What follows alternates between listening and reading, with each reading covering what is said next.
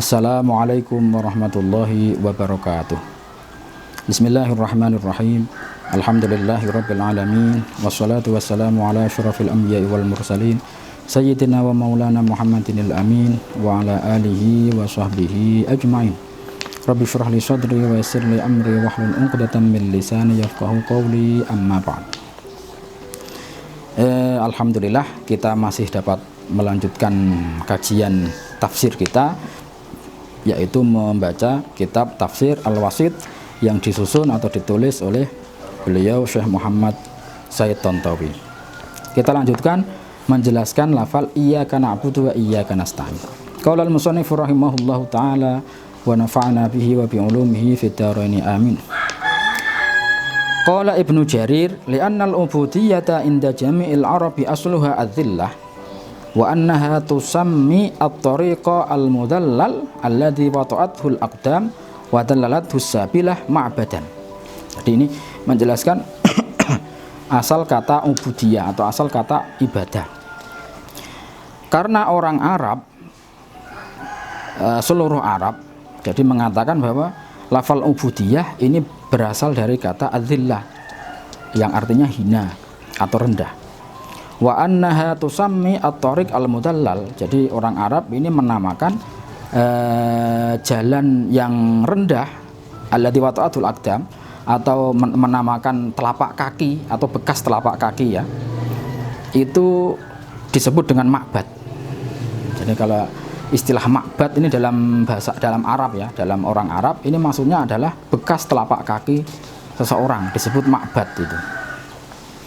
Karena itu rendah, jadi dari kata zillah, karena bekas telapak kaki ini kan paling rendah, ya kan, jadi kaki ini kan paling rendah dalam tubuh manusia, kemudian bekas telapak kaki ini bekas suatu yang rendah, maka disebut dengan ma'bad. Nah, ini orang Arab. Nah, maksudnya adalah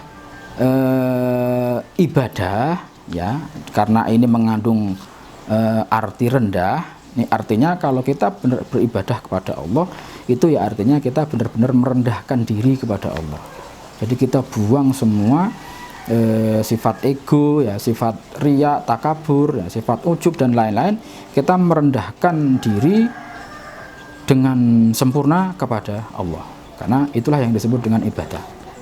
Jadi, makanya ada nama kata abdun, ya, artinya hamba atau budak. Namanya budak ini kan orang yang sangat rendah di mata tuannya, ya kan, artinya dia akan menghamba, akan menuruti, akan taat dengan apapun yang dikatakan oleh tuannya. Yang disebut abd, ya, ini akar kata yang sama dari ibadah. Kalau kita beribadah juga demikian, artinya kalau kita mengaku hamba Allah mengaku Abdullah, hamba Allah, ya kita harus benar-benar menghamba kepada Allah, harus benar-benar ibadah kepada Allah. Artinya kita ikuti, kita taati, kita patuhi semua yang dikatakan oleh Allah, baik berupa kewajiban atau larangan. Nah, inilah yang disebut dengan ibadah. Wal isti'anah, sedangkan kata isti'anah, karena di situ ada dua unsur, ya, iyyaka na'budu, hanya kepada engkau kami menyembah, wa iyyaka nasta'in, dan hanya kepada engkau kami mohon pertolongan. Jadi ada dua, dalam ayat ini ada dua unsur ini. Nanti yang akan dijelaskan itu saling terkait. Wal isti'anatu talabul ma'unah min ajlil iktidar ala syai'i wa tamakkuni min fi'lihi. Sedangkan kata isti'anah ini artinya meminta pertolongan atau mohon pertolongan supaya kita mampu melakukan sesuatu dan kita bisa optimal dalam melakukan sesuatu tersebut. Wal maknanya laka ya rabbana wahdaka nakhsha'u wa nazillu wa nastaqin faqad tawallaitana bi riayatika wa ghamaratna bi rahmatik fanahnu nakhussuka bi talabil i'anah ala ta'atika wa ala umurina kulliha. Jadi maknanya iyyaka na'budu wa iyyaka nasta'in, maknanya bagaimana? Hanya kepada engkau wahai Tuhanku kami khusyuk, kami beribadah, dan kami mohon mengharap, dan kami mengharap engkau telah merawat kami dengan rahmatmu, engkau telah mendidik kami dengan rasa kasih sayangmu. Oleh sebab itu fanahnu nakhussuka bi talabil i'anah, oleh sebab itu kami mengkhususkan kepadamu untuk mohon pertolongan supaya dapat taat kepadamu dan dapat melaksanakan segala urusan. wala natawajjahu bihadza talabi ila ahadin siwaka, dan aku tidak mengarahkan permintaanku ini dan kami tidak memohon pertolongan kepada selain engkau. Jadi hanya pada engkau lah kami mohon pertolongan. Fa anta al mustahaqqu lil ibadah, engkau adalah zat yang paling berhak untuk dihamba atau untuk beribadah. Wa anta al qadiru ala kulli syai, dan engkau adalah zat yang maha kuasa terhadap segala sesuatu. Wal alimu bi bawatinil umuri wa dhawahiriha, engkau adalah zat yang maha mengetahui terhadap rahasia-rahasia sesuatu baik zahir maupun batin.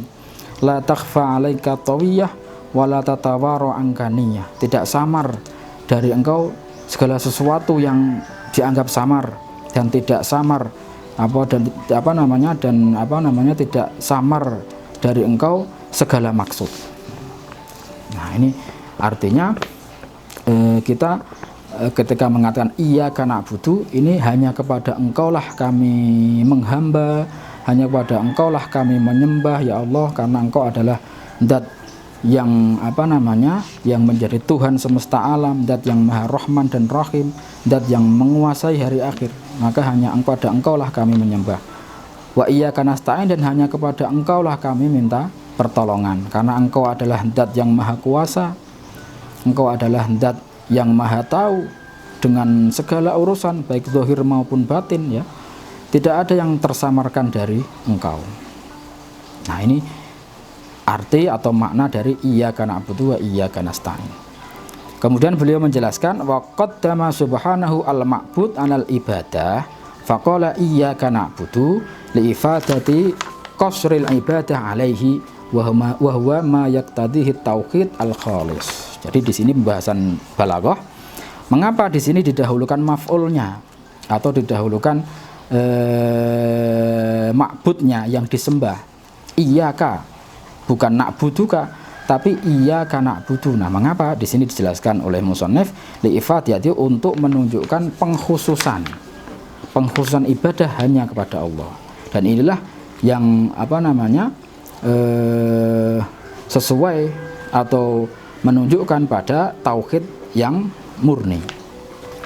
Artinya begini, lafal iyyaka na'budu ini beda dengan lafal na'buduka. Iyyaka na'budu artinya kepada engkau kami menyembah, sedangkan na'buduka ini kami menyembah engkau. Sepintas hampir mirip, ya, tapi itu sangat berbeda dalam bahasa Arab. Dalam bahasa Arab ketika didahulukan maf'ulnya atau didahulukan objeknya, ini menunjukkan qasr atau menunjukkan pengkhususan, yang dalam bahasa Indonesia diartikan dengan hanya, ya kan. Makanya kalau diterjemahkan hanya kepada engkau kami menyembah, iyyaka na'budu, hanya kepada engkau kami mohon pertolongan, iyyaka nasta'in. Ini menunjukkan apa? Menunjukkan bahwa Allah satu-satunya yang disembah, tidak yang lain. Beda kalau misalnya kita katakan na'buduka, kami menyembah engkau, kami menyembahmu ya Allah. Ini beda dengan lafal hanya engkau yang kami sembah. Kalau lafal kami menyembahmu, na'buduka, ini tidak menafikan bahwa dia mungkin juga menyembah hal-hal yang lain, karena tidak ada pengkhususan di situ, ya kan? Tapi kalau dikatakan hanya engkau kami sembah, hanya engkaulah yang kami sembah, berarti ia tidak menyembah yang lain, hanya Allah tok. Nah, ini mungkin dalam komunikasi atau dalam kita berkata-kata, ya, ini bisa kita tiru ini. Kalau kita ingin menunjukkan keseriusan, menunjukkan misalkan kalau muda-mudi misalkan dalam istilah sekarang itu kan cowok sama cewek pacaran misalkan, ya, jangan katakan I love you, aku cinta padamu, jangan, itu kurang mendalam. Tapi katakan apa? Hanya kau yang aku cinta. Nah, itu sangat dalam. Kalau kata hanya aku cinta padamu, ini belum tentu dia tidak mencintai yang lain. Mungkin juga dia masih mencintai yang lain. Tapi kalau jadikan hanya kau yang aku cinta, nah, ini berarti dia benar-benar tidak mencintai yang lain. Nah, ini hanya masalah lafal. Tapi kalau kalau bohong, Pak, ya itu urusan dia kalau bohong berarti, ya. Wa qala na'budu binunil jamaah walam yakul a'budu liyadulla ala annal ibadah ahsanu ma takunu fi jama'atil mu'minin. Jadi di sini dikatakan lafal na'budu menggunakan mutakalim al-ghair atau menggunakan dhamir nahnu, ya. bukan a'budu, bukan ana. Nah, ini menunjukkan apa? Liyadulla ala anal ibadah ahsanu ma takunu fi jama'atil mu'minin. Untuk menunjukkan bahwa ibadah yang lebih baik itu adalah dengan cara yang dilakukan dengan cara berjamaah atau dilakukan dengan bersama-sama. Walil isyari bi anal mu'minina al mukhlisin yakununa fi ittihatihim wa iqaihim bihaitsu yaqumu kullu wahidin minhum fil hadithi an syu'unihim adh-dhahirah wa ghairi adh-dhahirah maqama jam'iyatihim. Jadi ini untuk memberikan pemahaman juga akan pentingnya sebuah persaudaraan, sebuah solidaritas dan sebuah persatuan. Jadi di sini menggunakan mutakalim al-ghair atau menggunakan lafal kami, bukan menggunakan lafal saya ya. Meskipun yang mengucapkan itu satu. Ketika kita mengucapkan iyyaka na'budu kan yang mengucapkan kita tok, ya kan? Berarti kan satu. Seharusnya kan saya.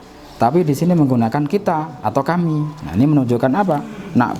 Iyyaka na'budu, hanya engkau yang kami sembah. Ini menunjukkan bahwa pentingnya jamaah atau pentingnya sikap sosial atau komunitas sosial yang itu ada rasa persatuan, ada rasa persaudaraan, ada solidaritas di situ. Ini menunjukkan pentingnya begitu. Makanya nanti kalau dalam sholat kan nanti sholat berjamaah itu lebih utama daripada sholat sendirian. Jadi ini menunjukkan pentingnya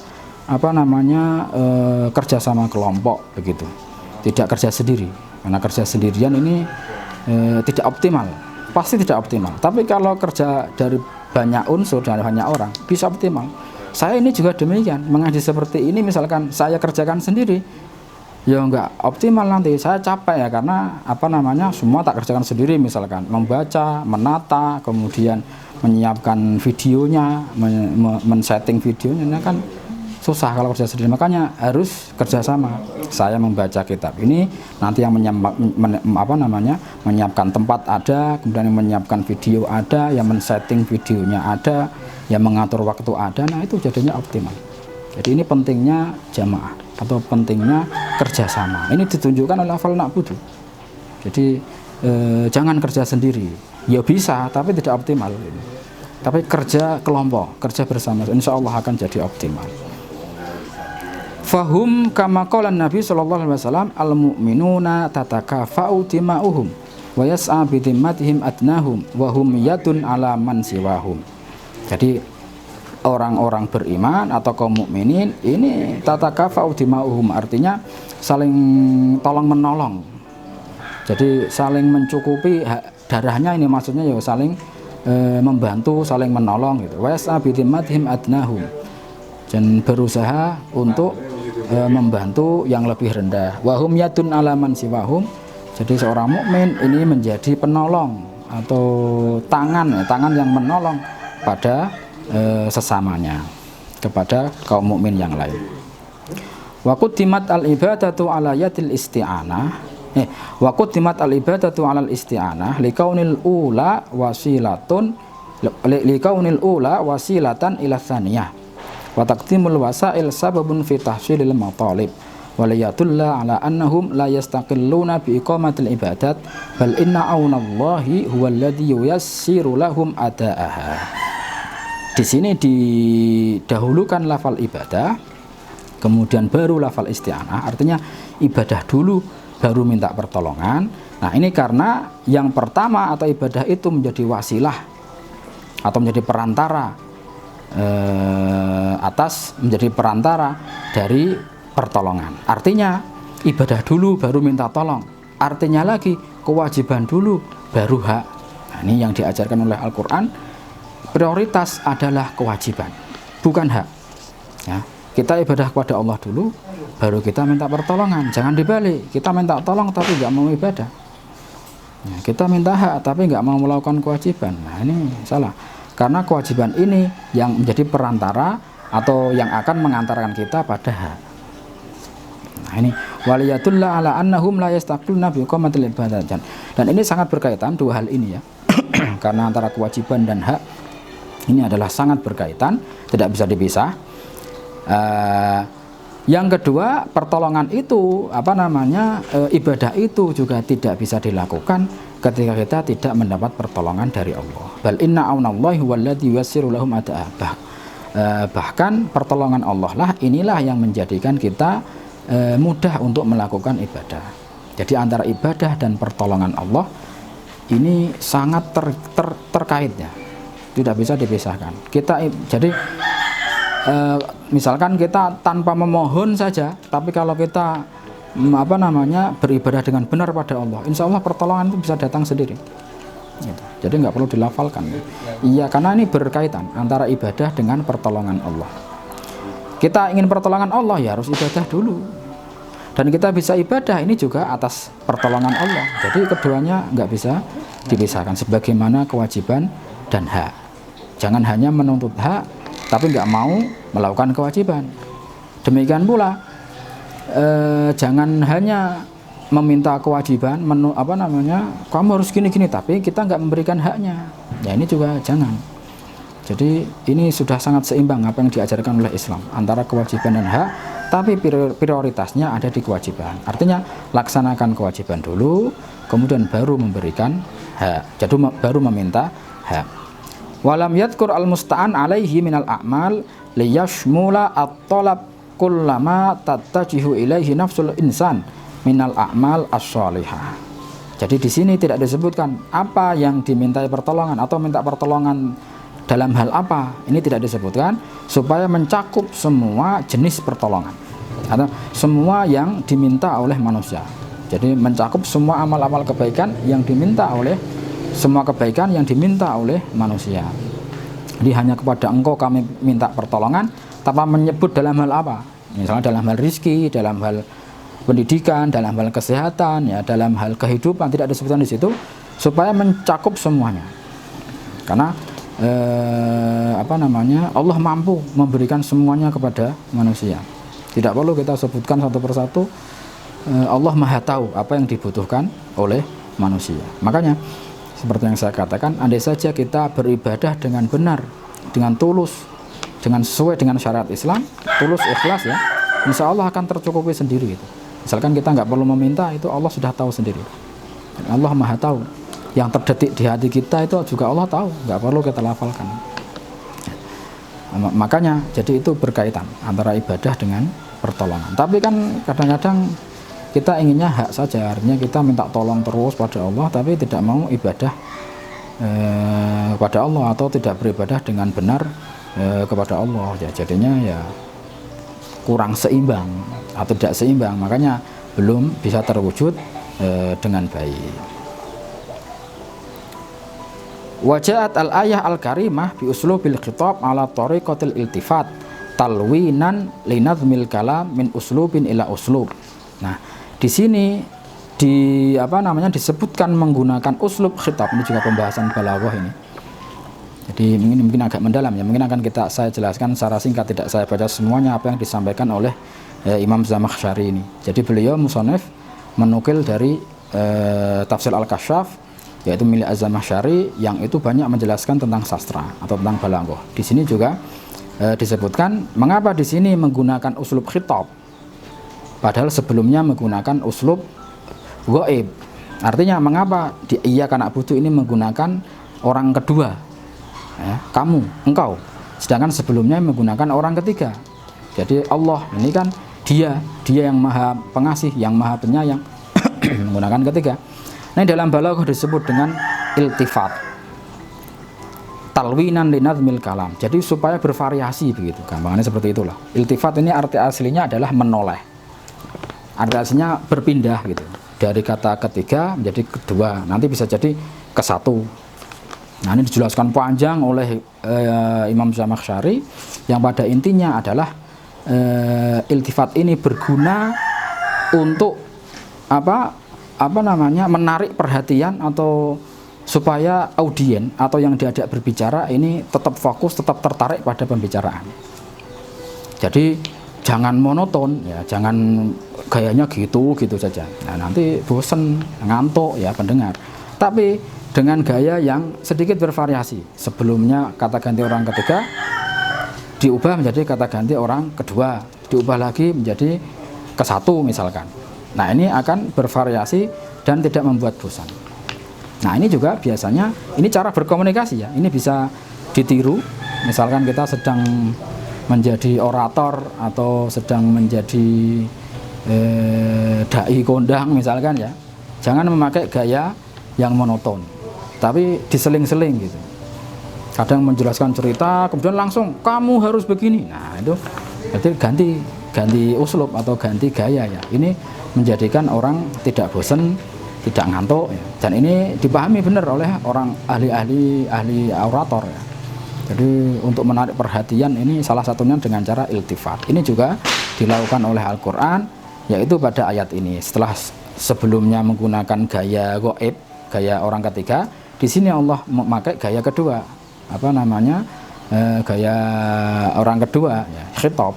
Na'buduka, iyyaka na'budu wa iyyaka nasta'in. Kamu, engkau, yang sebelumnya kata ketiga. Nah inilah sisi balaghah dari lafal ini. Hadza wa qad ja'at fi fadli hadhil ayah al-karimah atharun muta'addidah wa min dalika qaulu ba'dil ulama al-Fatihatu sirrul Qur'an wa sirruha hadhil kalimah iyyaka na'budu wa iyyaka nasta'in. Fal awwal tubarri'u minasyirki wa tsani tubarri'u minal haul wal quwwah wat tahfidz illa ilallah. Jadi mengenai keutamaan lafal ini pembahasan terakhir mengenai lafal iyyaka na'budu wa iyyaka nasta'in, beliau menyebutkan keutamaan lafal iyyaka na'budu wa iyyaka nasta'in ini sangat banyak sekali athar atau riwayat-riwayat yang menyebutkan demikian. Nah salah satunya beliau hanya menyebutkan satu saja yang beliau nukil dari tafsir Ibnu Katsir. Dikatakan oleh sebagian ulama, surat Al-Fatihah merupakan rahasia Al-Quran, dan rahasianya jadi rahasia yang memiliki rahasia. Al-Quran memiliki rahasia, yaitu dalam surat Al-Fatihah. Surat Al-Fatihah sendiri memiliki rahasia, yaitu pada lafal iyyaka na'budu wa iyyaka nasta'in ini. Jadi lafal fal awal tubarri'u minasyirk. Jadi lafal iyyaka na'budu ini membebaskan kita dari kesyirikan, dari kemusyrikan. Lafal yang kedua membebaskan kita dari bergantung kepada selain Allah. Wasan itu baru minal haul wal quwwah wat tafid illa ilallah. Jadi ila ghairillah. Jadi lafal yang kedua ini membebaskan kita dari tergantung pada selain Allah. Nah, artinya lafal iyyaka na'budu wa iyyaka nasta'in ini mengandung hal yang luar biasa yang menjadi inti dari surat Al-Fatihah. Makanya seperti yang dulu pernah saya jelaskan, jangan heran ketika orang memberikan ijazah atau memberikan arahan supaya ketika membaca Al-Fatihah ini lafal iyyaka na'budu wa iyyaka nasta'in dibaca berulang-ulang. Ada yang 3 kali, ada yang 7 kali, ada yang lebih banyak lagi ya. Sambil meminta sesuatu, iya, karena penekanan surat Al-Fatihah ini ada di sini. Iyyaka na'budu wa iyyaka nasta'in. Nah, semoga kita bisa menghayati ya, setiap hari kita membaca surat Al-Fatihah, semoga kita bisa merenungi dan menghayati surat tersebut sehingga kita mendapatkan manfaat, mendapatkan berkah dari surat tersebut. Allahumma amin. Kurang lebihnya saya mohon maaf. Wal afu minkum. Wassalamualaikum warahmatullahi wabarakatuh.